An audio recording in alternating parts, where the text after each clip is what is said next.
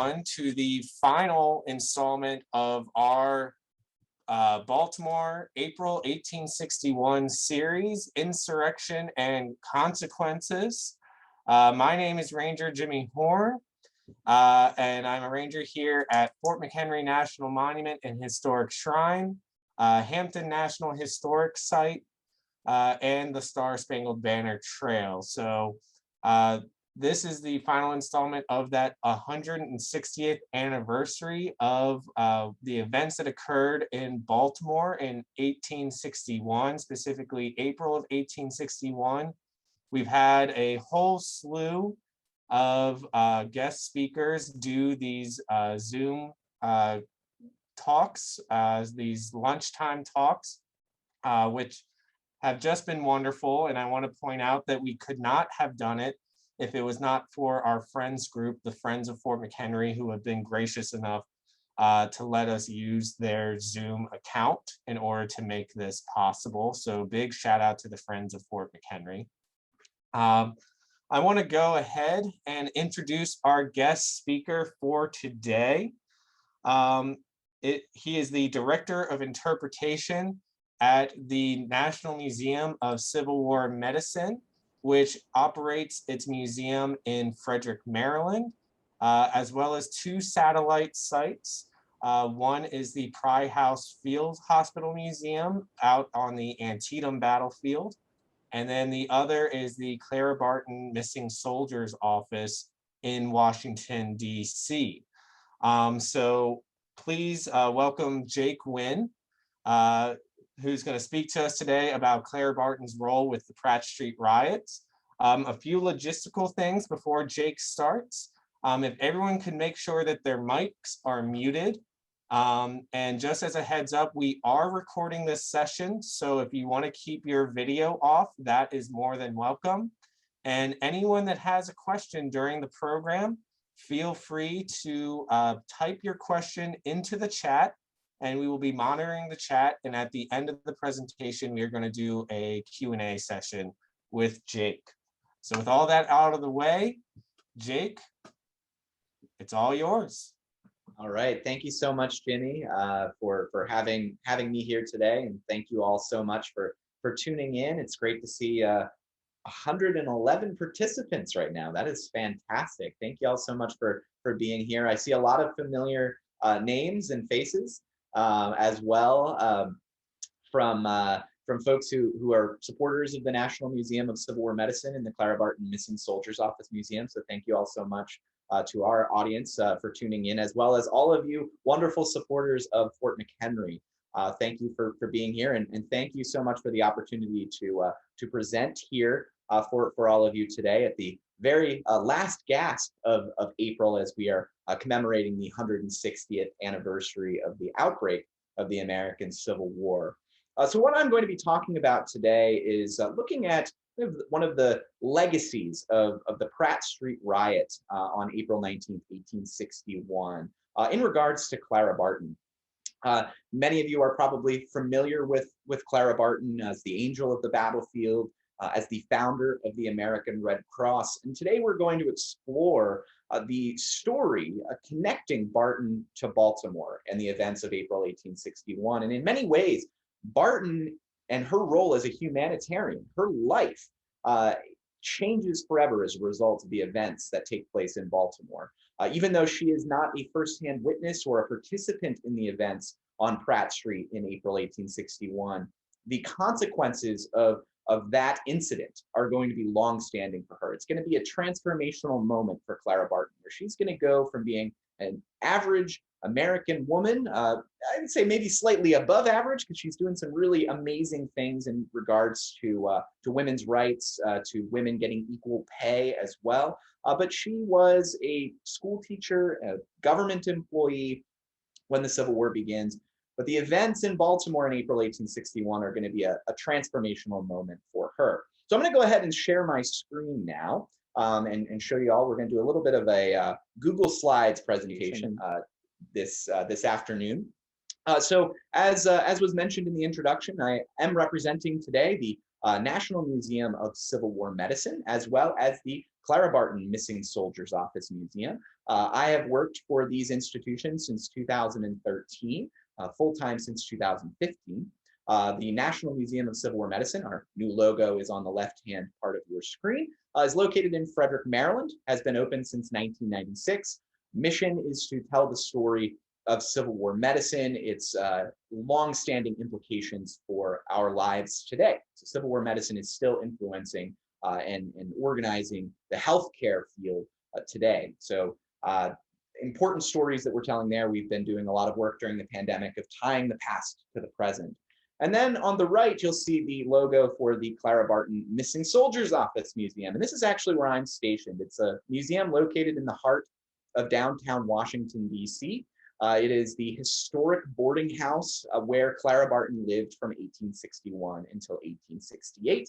Also home from 1865 until 1868 of the Missing Soldiers Office, an operation that where Clara Barton will look and a team of clerks will look for missing United States Army personnel at the conclusion of the American Civil War.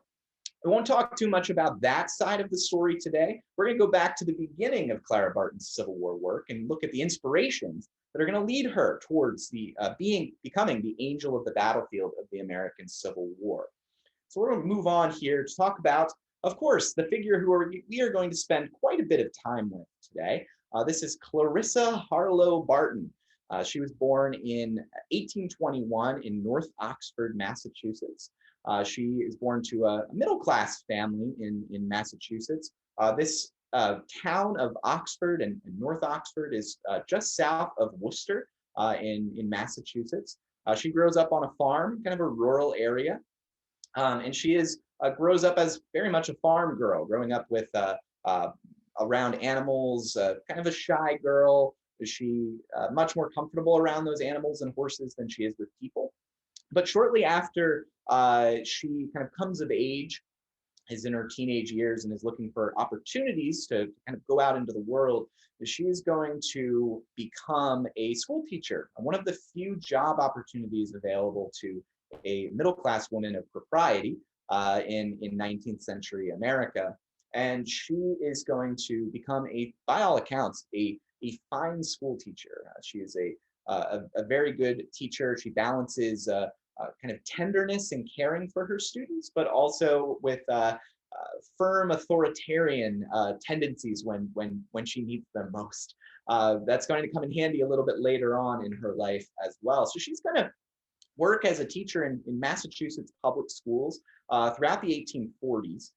She briefly attends a school for educators in New York at the end of the 1840s, early 1850s, and then she goes and opens a public school in the town of Bordentown, New Jersey. That school is still there today, is operated by the Bordentown Historical Society. They operate that site, open it up to the public, the schoolroom where Clara Barton taught the beginning of the 1850s. But she is going to leave public education in the early 1850s because of kind of the rampant inequality in that field. Just as in all fields of American life, women faced challenges in terms of getting equality. Of course, Barton will never have the right to vote in her lifetime. She's an advocate for equal suffrage, but she also faces in the workforce discrimination in various regards, but what is most galling to Barton is in pay inequality. She makes less money than her male counterparts, even though by and large she is considered to be one of the best teachers in wherever she decided to settle herself down, whether that's in Massachusetts or New Jersey. So in the early 1850s, she's going to begin pursuing a different career opportunity, and that career opportunity is going to bring her to the nation's capital. And she's going to come to work here. In 1854, she received an appointment to work as a clerk in the United States Patent Office. The Patent Office may not necessarily sound super glamorous today, the Patent and Trademark Office as it is known today, but in the 1850s, this was the happening place in Washington, D.C. Not only where patents are being processed at this very interesting time in American industrial development, so new patents, new inventions being made literally every day. But this was something of a museum as well, displaying models of patents of these new inventions that were being shipped in by inventors all across the country, but also became a museum for American historical documents. So in the 1850s, there's displays of things like the Declaration of Independence at the Patent Office. So visitors, when they would come to Washington in the 1850s, they are making a stop at the Patent Office. Kind of something that is shadowed today, as this building still stands in downtown Washington, now home to the National Portrait Gallery and American Art Museum. So Clara Barton's going to work here for 3 years in the 1850s as a clerk. She makes equal pay with her male counterparts, which is pretty remarkable in this time period. She's one of the first women to work for the federal government. She is fired along with the handful of women who had made their way into the federal workforce in the 1850s. She loses her job in 1857 following the presidential election of 1856. James Buchanan is elected president. His government forces all women out of the federal workforce. So Barton is kind of thrown into exile of sorts. She loved her life in Washington, though she did have difficulties working at the Patent Office. Generally, she enjoyed her job. She goes back home to Massachusetts at the end of the 1850s and kind of stays there, kind of in isolation. She is not very happy, but with the election of 1860, she's going to have the opportunity, she believes, to come back to work at the Patent Office. And so with the election of Abraham Lincoln in 1860 and his inauguration in 1861, Barton is lobbying hard to get a job back at the United States Patent Office. So that brings her back to Washington full time as the secession crisis at the South is really kicking into high gear in the early months of 1861. She moves back to Washington, D.C., and will be there in Washington in April 1861 when Fort Sumter is bombarded. So Barton is in Washington, living in a boarding house, not our boarding house. We'll talk about the circumstances where she moves into what becomes the Missing Soldiers Office Museum. When she moves into that building, it's going to be a little later, kind of in response to what happens in Baltimore at Pratt Street in April 1861. A friend of Barton remembered years and years later kind of the events as they experienced them in the aftermath of Fort Sumter. This is a very traumatic event in Washington specifically because as the seat of federal government, this is a particularly vulnerable place trapped between kind of two slave states. Washington is going to be considered by many to be outside of Charleston, the seat of war. And knowing that there are going to be events in and around Washington is going to bring out some interesting situations that are going to take place in Washington in this kind of moments in the days and weeks after Fort Sumter. This is what a friend of Barton recalled as Clara Barton's response to Fort Sumter. Quote, "I happened to see Clara Barton a day or two after Fort Sumter was fired on. She was confident, even enthusiastic. She had saved a little in time of peace, and she intended to devote her money and herself to the service of her country and humanity." So in the wake of Fort Sumter, Barton is going to understand this national crisis is going to impact her directly living in the nation's capital. But she's also going to be getting pretty angry and upset by some of the situations she was personally experiencing in the days after Fort Sumter. Washington was considered very much to be a southern city. Slavery, of course, still being practiced in the city of Washington. And with connections to Virginia and Maryland on either side, either border of the District of Columbia. It's very much a southern city, southern leanings in the city of Washington. And this is going to make Barton angry because she's going to have encounters with these Southerners on the street. Southerners who are ecstatic in many cases, especially those from the Deep South states who are still in Washington City or have ties to those states because they are clearly celebrating the events at Fort Sumter. Barton records one of the quotes from one of the kind of speakers standing on a street corner in Washington celebrating Fort Sumter as a Southern victory. The shouter apparently said, quote, "The Constitution is a mere pretense and our government is a myth." And this made Barton really angry. She rages on about some of these Southerners in the city, some of whom she worked with at the United States Patent Office in the 1850s. That she's going to get really upset about this. She says, quote, "From the bottom of my heart, I pray that the thing may be tested. May the business be taken in hand and proved, not if we have a government, but that we have one, and those who have reveled in its liberties and fed and fattened on its bounties be taught to respect it. So she takes a pretty hard line, and this is something that's going to carry on for the rest of the Civil War with Barton. She is very invested in the Northern Union cause in this conflict.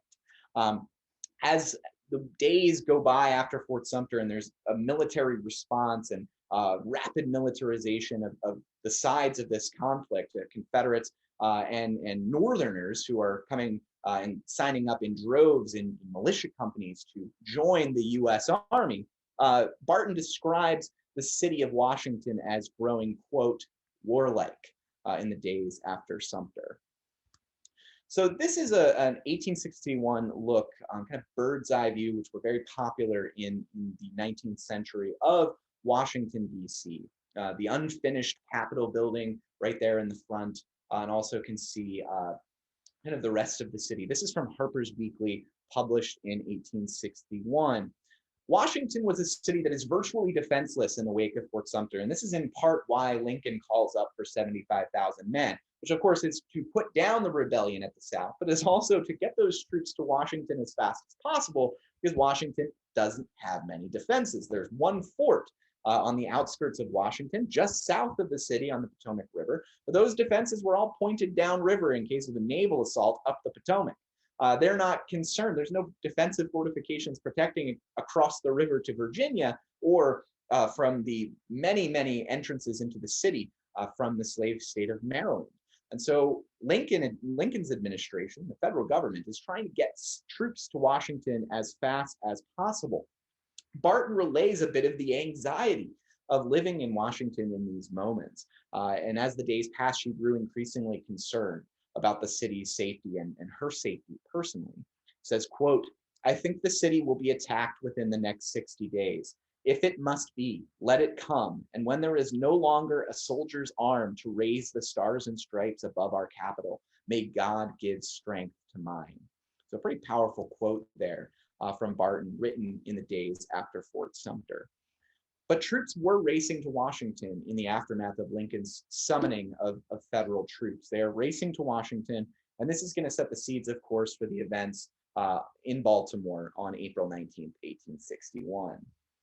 So I'm not going to dwell too much on that particular event. I'm sure many of you are pretty familiar with the events in Baltimore on Pratt Street. And I want to talk today, I want to focus more on the aftermath and the implications of the Pratt Street Riot on the angel of the battlefield, on Clara Barton. So we're not going to touch too much on this. I want to keep it, the narrative today, focused pretty narrowly on Clara Barton herself.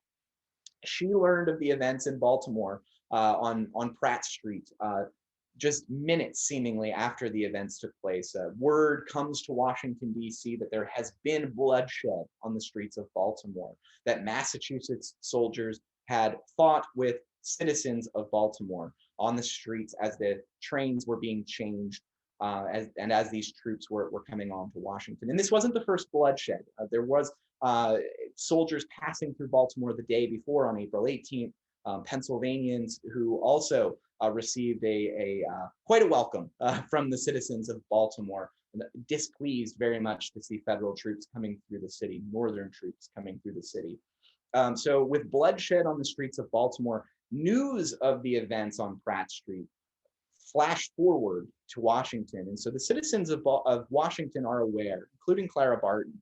And when Barton received this news, she and her sister, Sally Vassall, who was also living in Washington, raced to the railroad station where the 6th Massachusetts militia were expected to arrive. So this is a newspaper article, which you see on the screen here, newspaper articles from the Washington Evening Star. This is one of the publications in Washington at the time, gives a very descriptive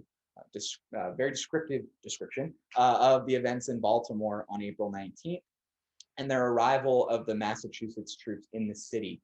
We'll get to this in just a bit, but I want to pick up with Barton and her sister as they arrive at the train station, where in the aftermath of the fighting on the streets of Baltimore, as the 6th Massachusetts arrives in Washington, more than 30 soldiers are brought off the train, unloaded with wounds of varying degrees and severity from their experiences in Baltimore. You can actually see that. Some of the wounds are listed right in here, which include gunshot wounds, people being beaten with bats, struck by bricks.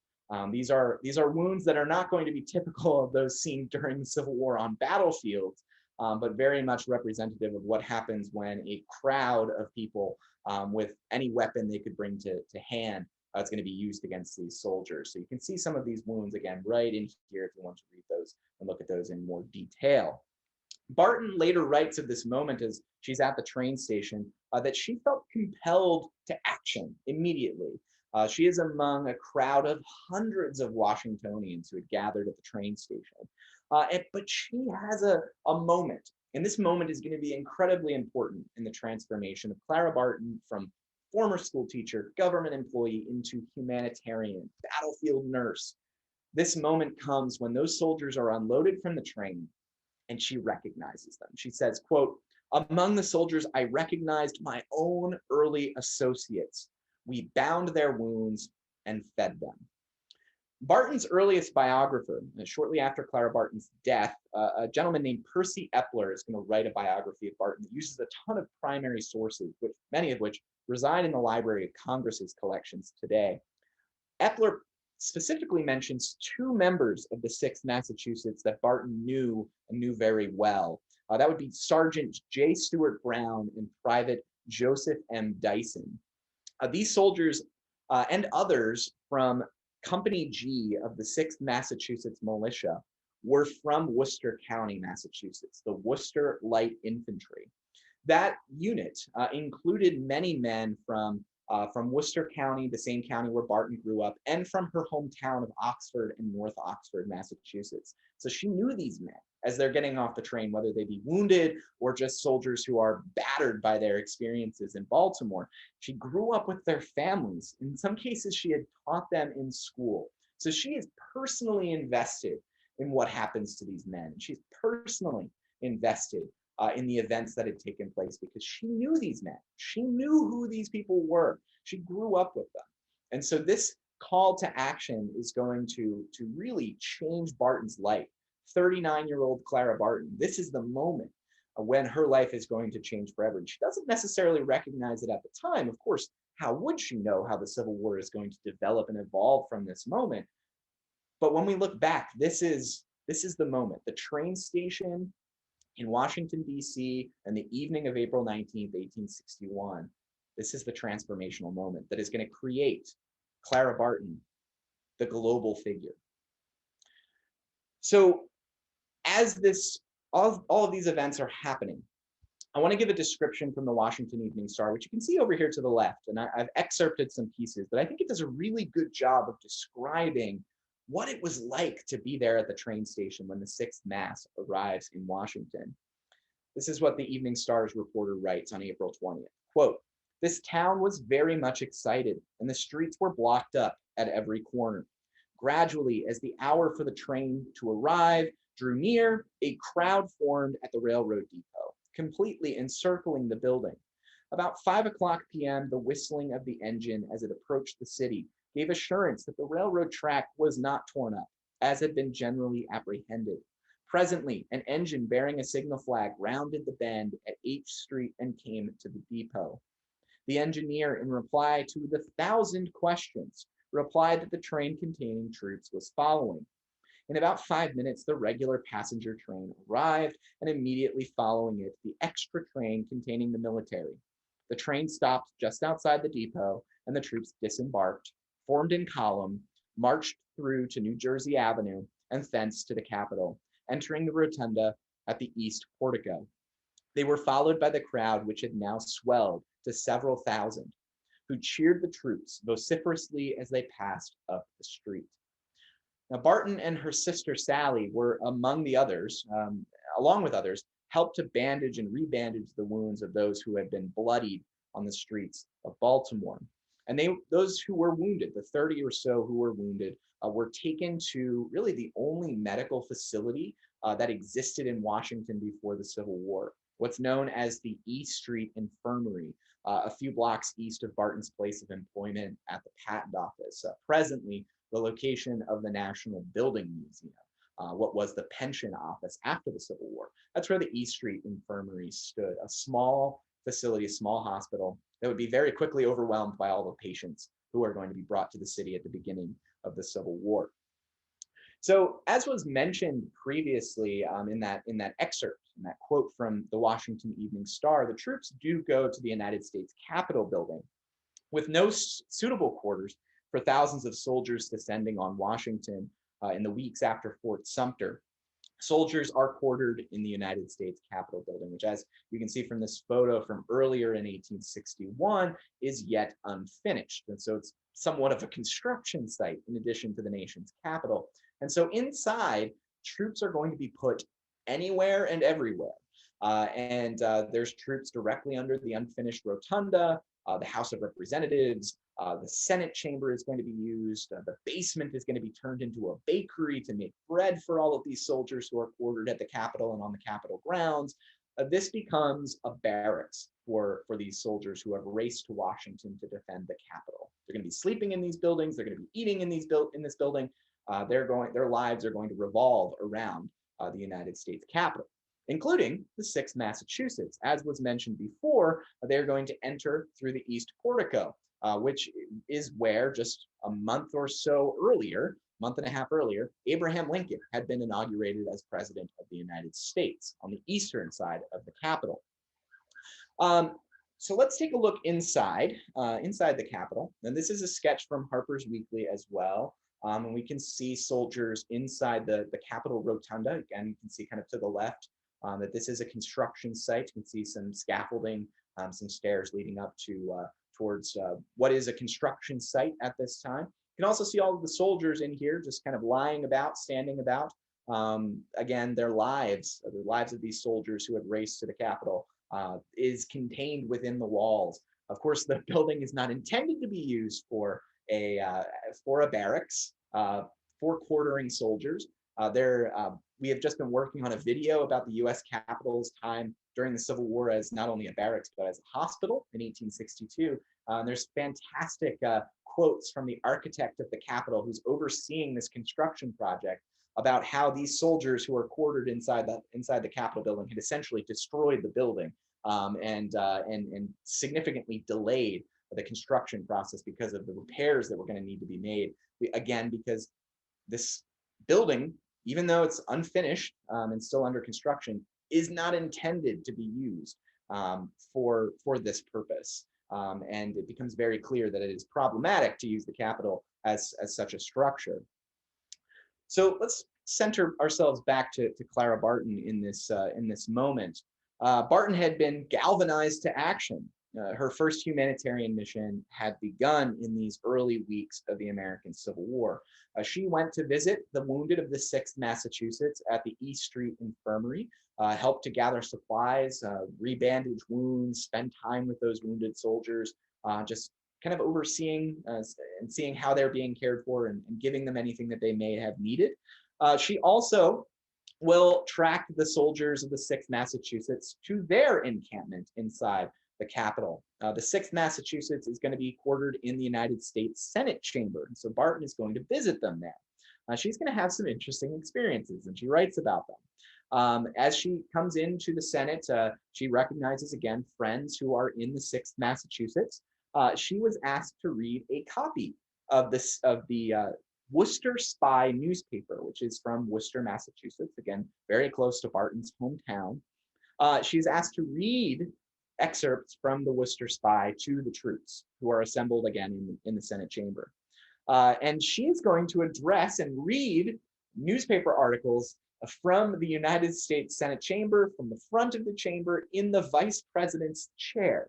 And she writes about this. She said, quote, "You would have smiled to see and my audience in the Senate chamber of the United States. Oh, but it was better attention than I have been accustomed to see in there in the old time." Barton had been a frequent attendee of Senate debate in the years leading up to the Civil War during her time in Washington in the 1850s. So here she is again in the Senate chamber, this time sitting in the vice president's chair, addressing a Senate chamber filled with not politicians, not the nation's leaders, but soldiers from her hometown in Massachusetts. You can imagine the change of the circumstances that have led to this moment. Barton is experiencing this firsthand and being involved in it herself. So while on these visits with the wounded and those in the Capitol, she became fully aware of the poor conditions these soldiers were in and their lack of supplies. Federal government entirely unprepared for this war, entirely unprepared to feed, to house, to clothe, to arm all of these soldiers descending on Washington. So this is what Barton writes, kind of how she's going to address the situation. She says, quote, "We visited the regiment," that being the 6th Massachusetts, "at the Capitol and found some old friends and acquaintances from Worcester. Their baggage was all seized, and they have nothing but their heavy woolen clothes, not a cotton shirt, and many of them not even a pocket handkerchief. We, of course, emptied our pockets and came home to tear up old sheets for towels and handkerchiefs, and have filled a large box with all manner of serving utensils, thread, needles, thimbles, scissors, pins, buttons, strings, salves, tallow, etc. Filled the largest market basket in the house, and it will go to them in the next hour." So she and her friends formed something of a small aid society, scouring downtown Washington for donations for the 6th Massachusetts. She also wrote home to the Worcester Spy back home in Massachusetts to ask for supplies to be shipped to her to then distribute to the soldiers at the Capitol. In these efforts, Barton began what would become her new life's work, humanitarianism. And I want to leave this section with a pretty amazing quote from that biographer, Percy Epler, writing in 1915, describes this transformation in Clara Barton as a result of the events at Pratt Street and the arrival of the 6th Massachusetts in Washington. This is what Epler writes, quote, "She was a new creature, for she felt she had attached her energies to a coming cause. The reservoirs of unmastered and too restless energy, so long repressed, were at last unlocked and given a field of action big enough. Therefore, all things had become new. She was a new being. The sensitiveness, bashfulness, timidity, and self-consciousness were swallowed up. Pestering fears, which she had never known to be absent, were cast out. At the age when other women leaped to new life with their love for one man, she awoke to an affection for wounded humanity, experiencing at the same time the fact that perfect love casteth out fear.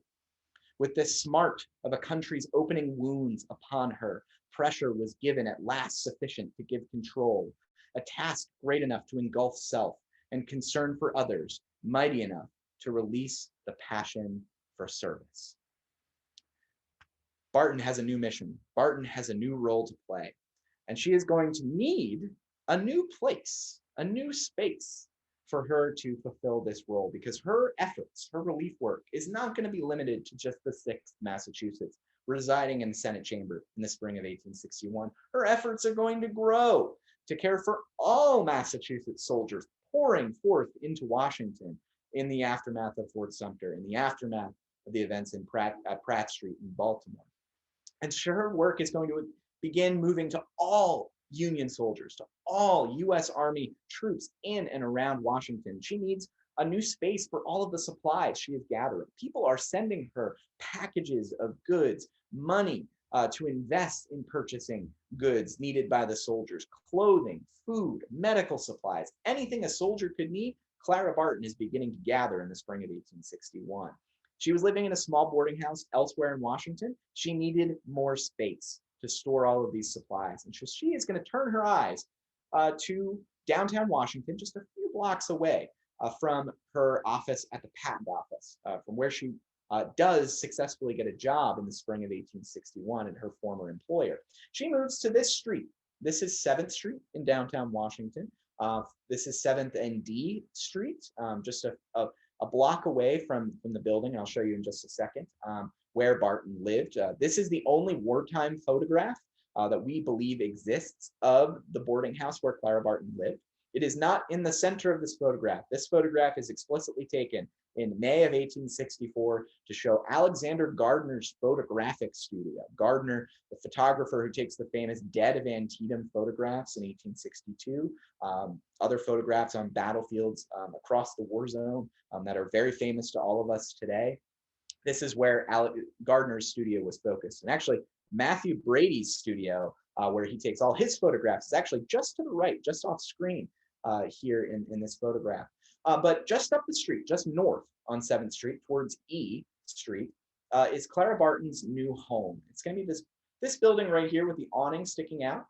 This is a boarding house that is operated by a friend of Clara Barton from the patent office. They were co-workers in the 1850s, a gentleman named Edward Shaw. Don't have too much time to get into him, but if you do come to visit the museum, you'll hear a lot about Edward Shaw. He plays a really key role in Barton's time in the building. This is a modern photograph showing the buildings where Barton lived, showing the building where Barton lived. This was 488 and a half 7th Street. Actually, 488 is the full building. 488 and a half is this door right here, which actually acts as a staircase, which went up to the 3rd floor. Clara Barton lives in room 11 on the 3rd floor of this building. She moves in the spring of 1861. That is these 2 windows on the left-hand side up here. She has a nice sized boarding house room where she can, importantly, store all of the supplies that are being sent. She purchases or she rents this room specifically for the purposes of gathering all of the supplies that she received. And so in 1861 and early 1862, as the war is developing and worsening and the battles are growing deadlier and more wounded and sick soldiers are being cared for in Washington, Barton is running a relief agency, essentially a one-woman NGO, as we would call them today, out of this 3rd floor boarding house room, which she eventually outgrows. And she ends up renting 3 warehouses in Washington, fills them with supplies for all of the soldiers that she is trying to assist. But she's not only going to center her operation in Washington, she is, of course, going to go out to the battlefield. Now, this is a illustration from our new mural that we have at the Missing Soldiers Office, which shows kind of the extent of Clara Barton's role during the Civil War era. There is also 2 small panels of this large mural that are dedicated to Pratt Street, to the events there that took place in April of 1861. But I brought this one up here because Clara Barton is, of course, known in her lifetime and known today as the angel of the battlefield of the Civil War. And she is going to go to the battlefield in 1862 for the first time, visiting the battlefield at Cedar Mountain in Virginia in the summer of 1862. In the aftermath of that battle, she's going to be at the aftermath of other battles in Virginia, leading up to the Second Manassas campaign, and then Second Manassas itself. She is traveling towards the battlefield as the Union Army is retreating back towards her, towards the nation's capital to defend Washington City. Barton is experiencing places like Fairfax Station. She's nursing the wounded there. Battle of Chantilly in September of 1862. But what is going to make her most famous is going to be the events in Maryland in 1862, September 17th. The Battle of Antietam, the bloodiest single day in American history. Clara Barton takes 3 wagons full of supplies that she had gathered in Washington, D.C., in her boarding house and in the warehouses, and taking them to the battlefield.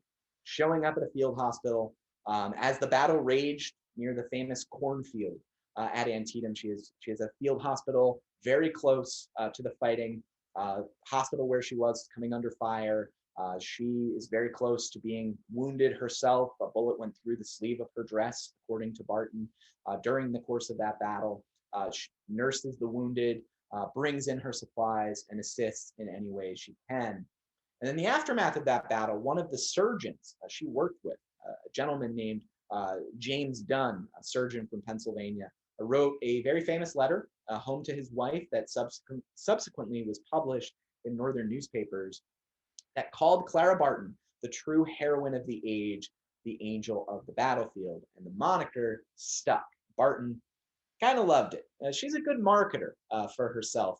In the years after the Civil War, she travels the country talking about her Civil War experiences.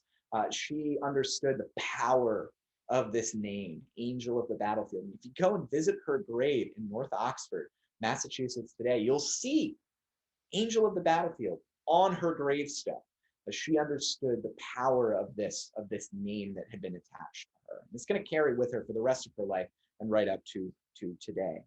Now, Barton is going to continue doing this work during the Civil War, and she's going to travel to battlefields not only in Maryland and Virginia, but as far away as South Carolina as well. In 1863, she saw the aftermath of the events at Fort Wagner, which were made famous by the movie Glory, 54th Massachusetts, and their attack at near Charleston at Morris Island in July of 1863.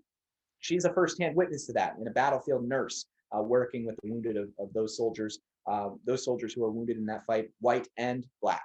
And then in 1864, she comes back to battles like the Wilderness and Spotsylvania Courthouse, Cold Harbor, and Petersburg. She helps to run a U.S. Army hospital at Petersburg, Virginia, in the end of 1864.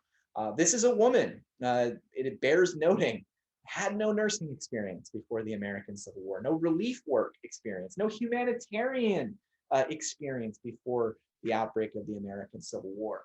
All of this work, again, traces back to Pratt Street. What happened in April of 1861, that moment where she sees those soldiers she knows, bloodied, getting off the train, she recognized from her hometown, that leads to all of this work that she is going to do during the Civil War. But even as the guns fall silent at Appomattox in 1865 and Confederate armies are surrendering, Barton's work in regards to the Civil War are not completed. And this is where the Missing Soldiers Office comes in. So in 1865, Barton receives approval from Abraham Lincoln shortly before his assassination and death in Washington in April 1865 to open a Missing Soldiers Office. And this office was humanitarian in its scope and effort. It is an office whose sole aim was to find the facts about soldiers who were missing from the U.S. Army. Find out what happened to them. Where did they end up? Were they in Southern prison camps and passed away there without notice, without their graves being marked? Did they die on the battlefield? Were they buried in an unknown grave on this battlefield or that battlefield? This is a huge crisis in the aftermath of the Civil War, as tens of thousands of soldiers are missing, hundreds of thousands buried in unknown graves. And so Barton and what will become a team of about 10 clerks are going to open this office in the boarding house where she lived in Washington. They're going to endeavor to find those soldiers who were missing and tell their families what happened to them, share their stories, their last words, any scrap of information that they could about what happened to those loved ones during the Civil War. In some cases, some of those soldiers were actually alive, who had gone AWOL, had gone decided to leave and desert and disappear. But in the end, Barton and her team from 1865 until 1868 find what happened to about 22,000 missing soldiers. That's telling their families what happened to them. Where did they end up? In some cases, pointing them to a grave to say, yes, your loved one died at Andersonville, is buried in that grave, or is buried in this mass grave at Florence, South Carolina, or is in an unknown grave in the National Cemetery at Fredericksburg. These are the kinds of things that Barton and her team were able to do. And of course, this sets her up for what comes next.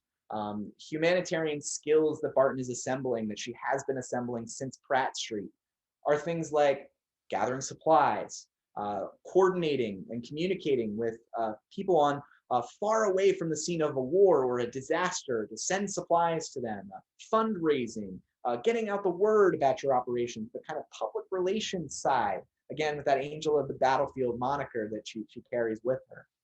Managing an office and a federal contract. She had $15,000 from Congress to run the Missing Soldiers Office.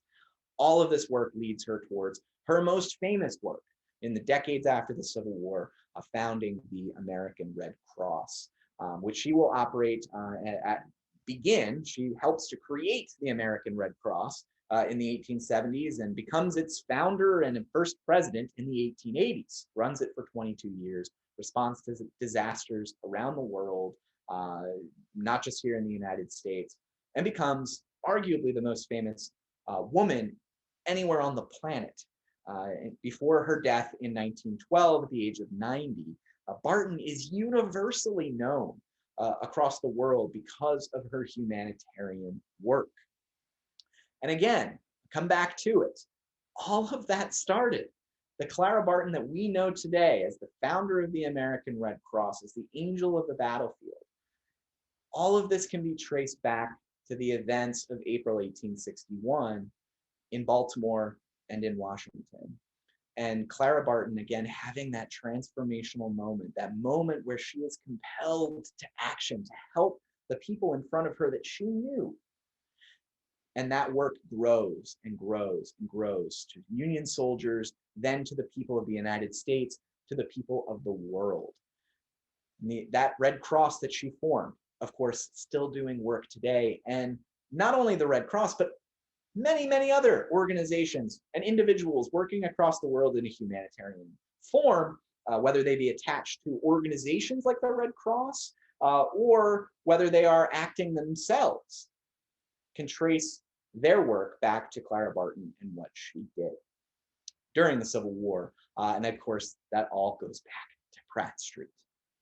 So that is going to bring an end to my formal presentation today. I'll go back to questions. I do want to point out again, this is a modern illustration, a modern photograph of our building in downtown Washington. You can come to visit us. We are open currently by appointment on Wednesdays, Thursdays, and Fridays. I know that's not ideal. I'm currently the only employee on site, and I'm bouncing between our 3 sites at the moment. So bear with us. In the summer, we're hoping to get back towards some normal hours at the Missing Soldiers Office, but you can come and walk through the amazing restored 19th century boarding house and not only hear about the Civil War experiences of Clara Barton, but also how this amazing building, and in fact, the buildings to its left and to its right are saved from destruction in the 1990s, an amazing historic preservation story.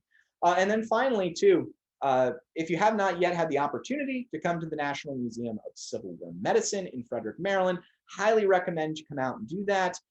We are doing, have a fantastic museum. We're doing walking tours, lots going on at the museum, currently open on Fridays, Saturdays, and Sundays for walk-ins, and you can make an appointment to visit us on Mondays, Tuesdays, and Wednesdays with 24 hours notice.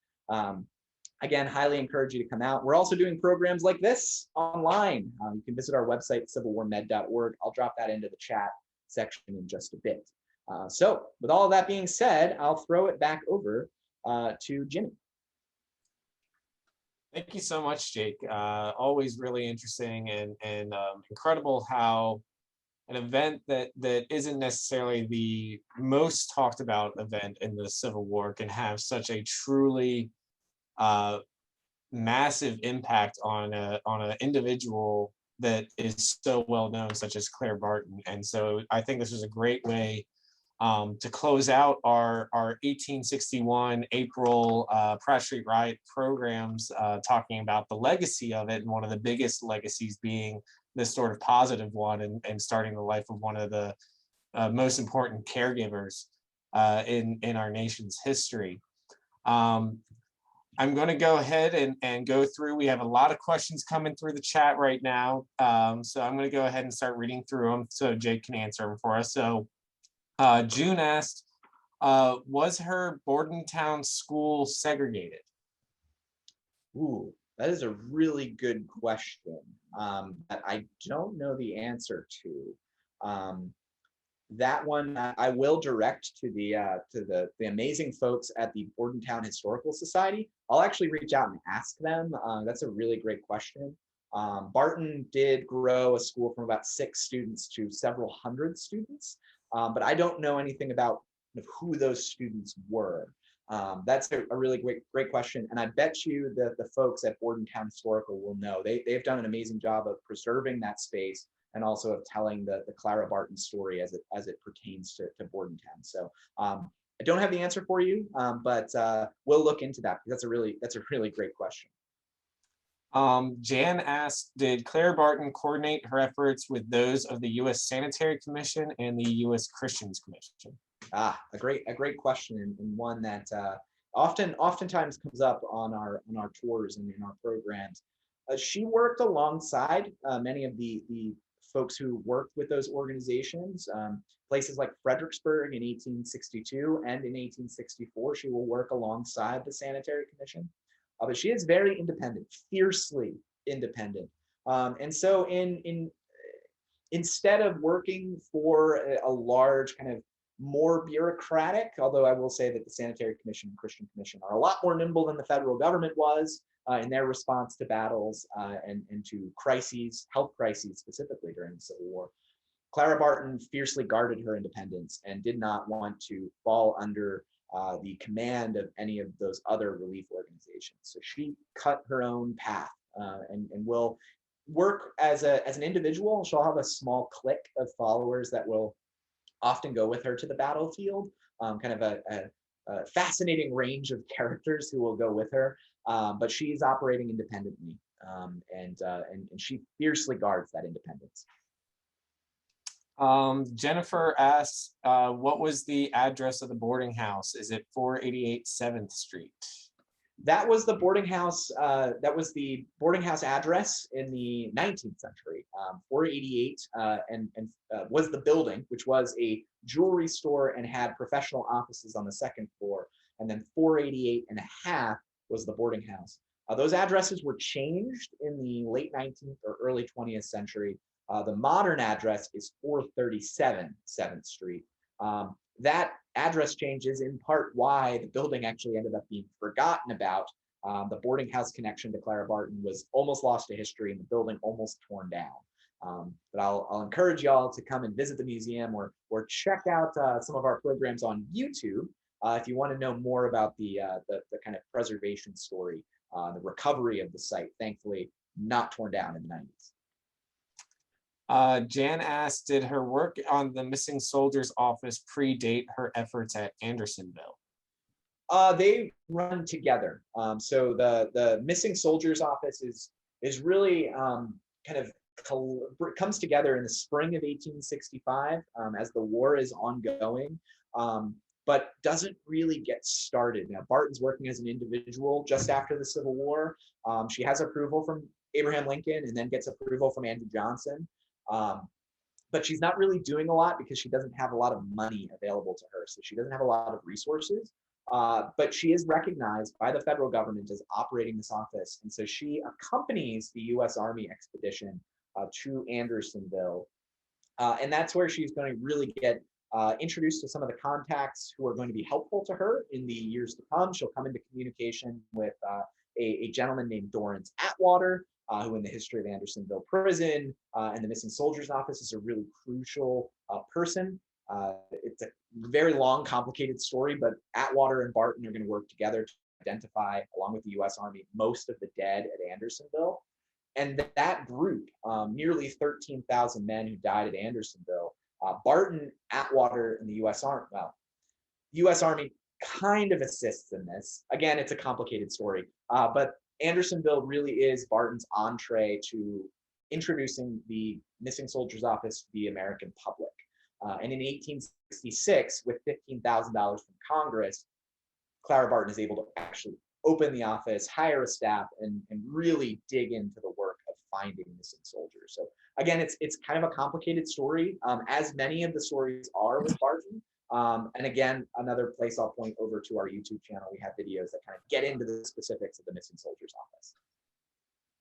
Office. And then how did Clara Barton support herself? So I guess as she's collecting these materials and taking donations to get it out to the Army, how is she actually supporting herself?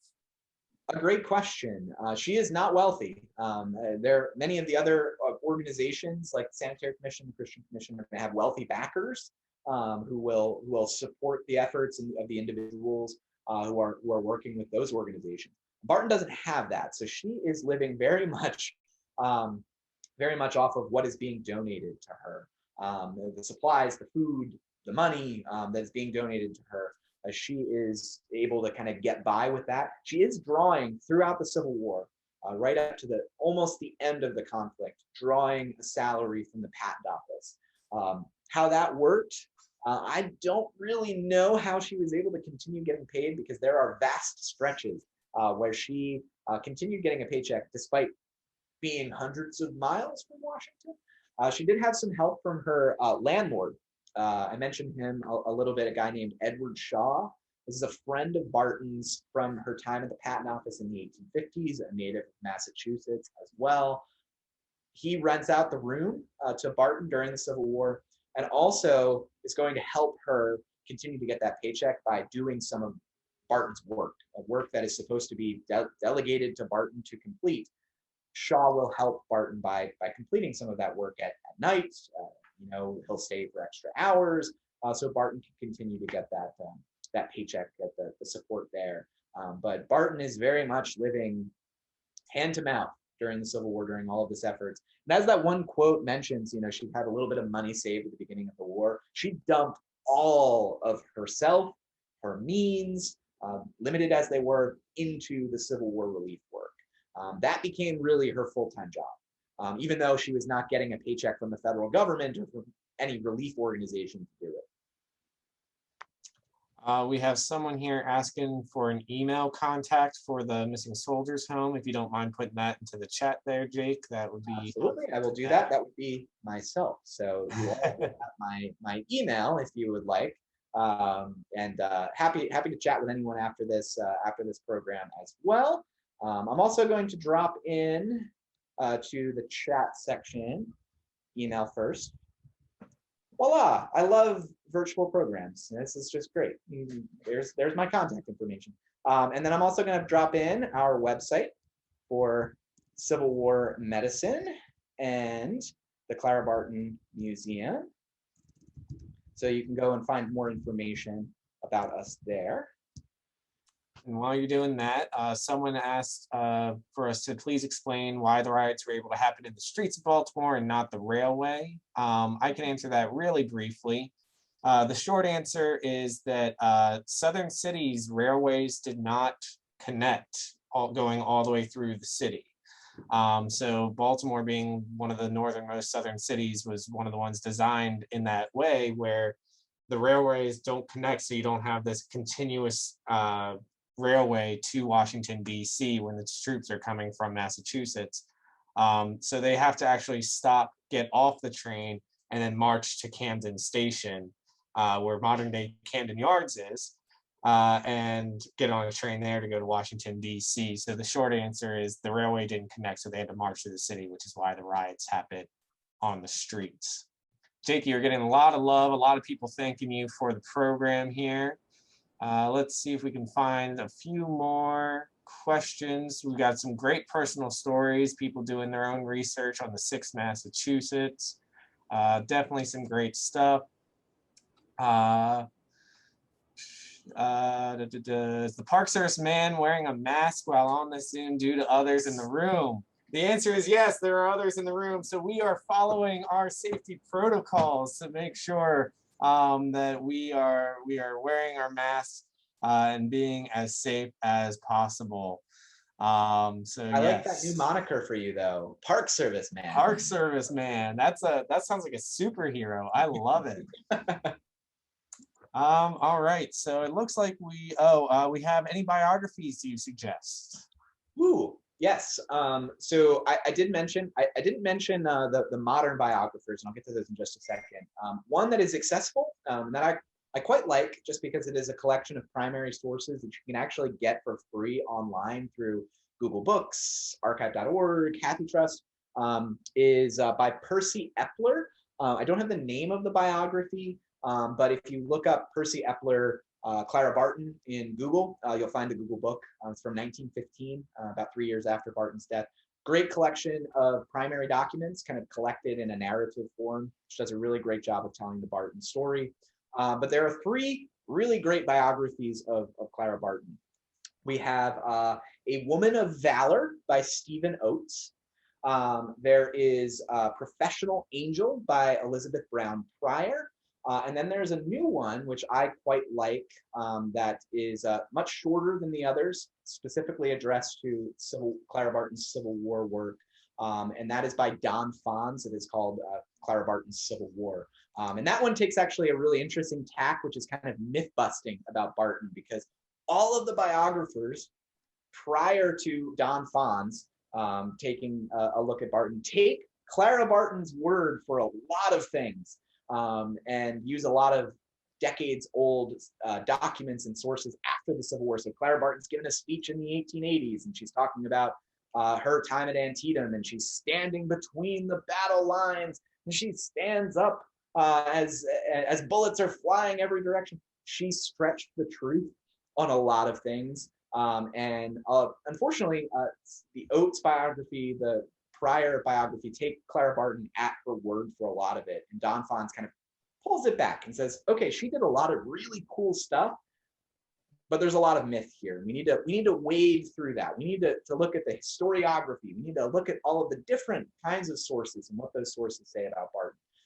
So I think reading these books in communication with each other and comparing and contrasting them is the way to go, because you want to wade through the hero worship, and you also want to get down to the rub, get down to the kind of bare facts, and what did Barton actually do, because what she did is remarkable. It didn't need any stretching. And then, yeah, one final question here that I can answer real quick. Are the previous videos, where can we view them? So these videos are being recorded, and they are going to end up on the Friends of Fort McHenry YouTube page. So look out for that. Our wonderful head of Friends of Fort McHenry, Jesse Miller, is working on getting those up there so that they can be viewed later. And that brings me to our final point, and that is that there are going to be hopefully more programs like this in the future, specifically with Jake. We are hoping in early July to bring Jake back to do a program about the aftermath of the Battle of Gettysburg. And our wonderful museum tech, Melissa, wants to highlight some collections that we have in our collections about the aftermath of Gettysburg and its impacts on Fort McHenry, which were very significant. And then also we're hoping maybe in September, which September of course is a very busy time here at Fort McHenry, but we're hoping in September to bring Jake back again to talk about the aftermath of Antietam, which of course Fort McHenry also gets a very big direct impact from the aftermath of the Battle of Antietam as well. Thank you so much, Jake, for joining us, helping us conclude this April 1861 160th anniversary of the events that occurred in Baltimore and their great impacts. 130 people joined us today, and that's a pretty good program size to me, I think. So thank you all so much for joining us, and thank you, Jake, for speaking once again. Yeah, thank you, everybody, and I hope you have a wonderful weekend.